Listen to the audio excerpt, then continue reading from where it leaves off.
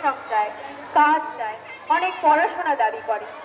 শিক্ষক যত যোগ্য হবে ততই আমাদের আগামী প্রজন্ম সমৃদ্ধ হবে, আলোকিত হবে।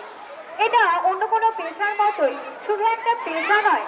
অন্য যে কোনো পেশায় আগ্রহ না থাকলেও হয়তো সেখানে সফলতা পাওয়া যায়, কিন্তু শিক্ষকতার মধ্যে সেটা কখনোই পাওয়া যায় না।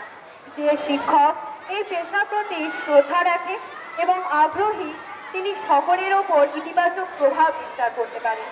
জ্ঞানের আলো অন্যের মাঝে ছড়িয়ে দেওয়ার পূর্বে নিজেকে আলোকিত করতে হবে।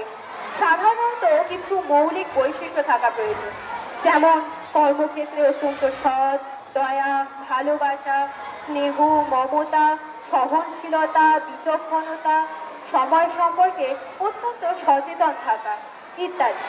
সকলকে শিক্ষক দিবসের শুভেচ্ছা ও অভিনন্দন। অমর বিদ্যালয় পরিদর্শক আমতা পূর্বচন্দ্র।